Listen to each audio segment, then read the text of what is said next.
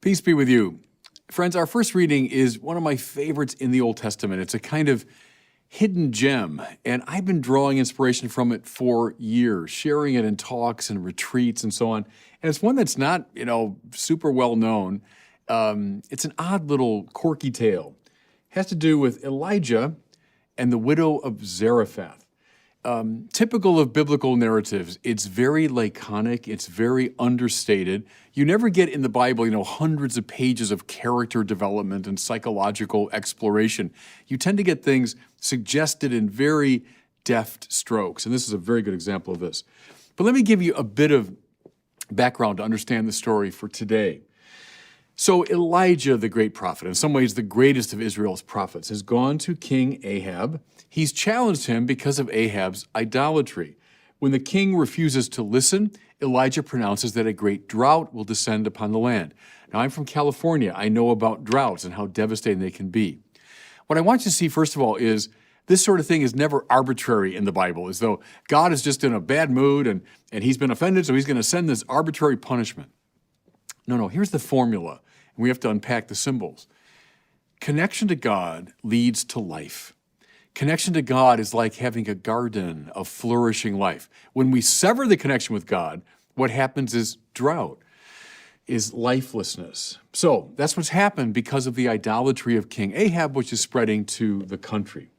Well, Elijah himself, like everybody else in the country, falls victim to the drought.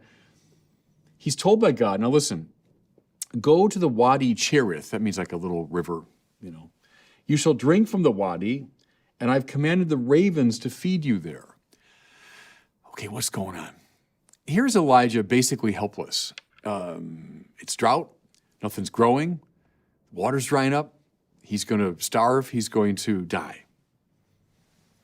But he trusts in the Lord, not in his own resources, but he trusts in the Lord. And the Lord promises that he will care for him. And so indeed he drinks, and the ravens do indeed come and feed him. Here's a great spiritual lesson, everybody. There are times in life, maybe someone listening to me right now is going through one of these, when you feel pretty much dried up. The sources of life, they're no longer there. You're worried. How are you going to survive? Maybe not in the physical sense, but in the psychological and spiritual sense. How is God feeding you? Or better, whom or what is God sending to feed you? It's an odd thing. Go to this little river. Is that the optimal, way to slake your thirst? Probably not. And ravens are going to bring you food. Is that what you would have chosen? Probably not.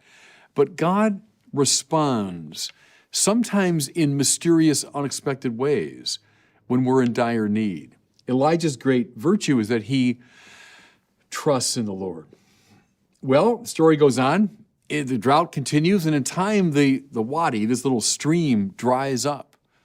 Can you imagine Elijah's fear as he's dependent upon this stream of water? I think of up here in the hills above my house in California, when it rains, which is very rare, they run, in fact, with water, but then very quickly they dry up. They're just, dry rock riverbed. How is Elijah feeling as the river's getting smaller and smaller, as his source of life is drying up? A lot of you, maybe, hearing me right now, feel that way, that the sources of life are drying up. You wonder how you're going to survive. But Elijah continues to trust. He doesn't panic. He trusts in God's providence. Eventually now, he hears a message from the Lord. Listen. Go now to Zarephath, which belongs to Sidon, and live there, for I have commanded a widow there to feed you. Now, this is a very strange command. The words mean probably little to us, but for someone in this time, it meant, first of all, he was being summoned out of Israelite territory. Now, I put to you, I've traveled the world a little bit. Leaving one's country is always a little bit dicey. It's a little bit frightening. When I went to study in Paris years ago, and you realize I'm leaving my own country behind. I'm in this foreign land. My own language is not being spoken. I'm not sure how things are working. It's always challenging to leave your, as we'd say today, comfort zone. But Elijah is called out of Israel into a foreign land. And more to it, he's being called to a foreign city and to visit a widow. Now, in the society of his time, there was practically nobody at a lower social level than a widow. First of all, women were looked upon as very much second-class citizens, and then a widow was someone without financial and emotional support. She was kind of on her own, at the bottom rung of the social ladder. So here's Elijah. Lord, I'm worried. I'm running out of food and water. Lifelessness is threatening me. Okay, says the Lord, I got a solution. Leave the country, go to a foreign land you know nothing about, and while you're there, visit with a widow, and she's going to feed you. What, are you joking? What's God up to here, everybody? I think what he's very often up to, summoning us out of our comfort zone, inviting us to trust in his providence, following not our own instincts, not our own projects and plans, but his project and plan for us. When you're in these lifeless times, be attentive to the people God is sending to you. Be attentive to the people to whom God has sent you. It's not your life and your projects, but God's project for you. Think too, everybody, how often in the Bible, the great heroes of salvation history are called out of their comfort zone. Moses is a prime example, called out of Egypt into the desert. But time and again, it's the summons to trust. So Elijah makes his way to Zarephath and the widow. So everything I've said to this point is an introduction to our reading for today. That's the setup for what we read at Mass. Listen. So Elijah comes upon the widow in her town. Like everybody else, she's suffering the effects of the famine. And mind you, we're in ancient times. There was no social means of support. There were no government programs to help the poor, especially if you're a widow and you're running out of food and water. I mean, you're in pretty desperate straits. And that's the shape that she's in. Well, the prophet, trusting in God's command, goes up to her and he says, look, I need a drink of water and a morsel of bread. And here's her response. As the Lord your God lives, I have nothing baked, only a handful of meal in a jar and a little oil in a jug. She's down to her last food, her last resources. And then, just to rub it in, she specifies, you know what I'm doing? I'm going right now to gather some sticks to prepare a fire, and I'll make a meal for my son and myself, and then we're going to die. In other words, she's at the absolute total limit of her resources. And Elijah must be thinking, this is the woman to whom I've been sent to solve my problem of starvation? This is the most unlikely, crazy solution you could imagine. But he trusts. Again, everyone, especially those who are suffering right now, those who are going through a rough time, a time of drought, to trust in the Lord's providence, the people to whom he sends you, the people he sends to you, to trust. And so Elijah, hoping against hope, you might say, almost in a wild fantasy, he says, go and do as you propose, but first, bring me a little cake.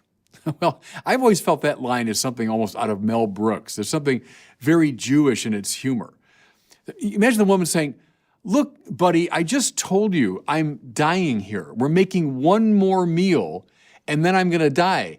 And you're asking me to make you a cake? We have these two desperate people meeting. Elijah, who's got nothing, sent to the widow who has next to nothing. But at that decisive moment, trusting in what the Lord has called them to do, he asks her to give. And now this is the spiritual fulcrum, everybody. This is where the story really turns. So she trusts. Okay, I'll do as the prophet asks. And she does prepare him this little cake. And then we hear marvelously that the oil and the flour do not run out. She gave away the very little she had and then found her resources multiplied. Yes, enough food now to sustain her and her son and the prophet. Why did it work? Because at the moment of truth, both these desperate people trusted in the Lord. And with Elijah's prompting, the widow of Zarephath stumbled upon, I've often talked about it, what John Paul II called the law of the gift. You want to sum up this story spiritually? It's right here. Your being increases in the measure that you give it away. Put that on your screensaver. Put that on your refrigerator. Live by it. Your being increases in the measure that you give it away. Every instinct in us says, no, take things to yourself. Hang on to them. Hoard them. Keep them. Make sure you've got enough. People want some, keep them at bay. That's your possession. But that runs counter to the basic logic of the universe, because the creator of the universe is love.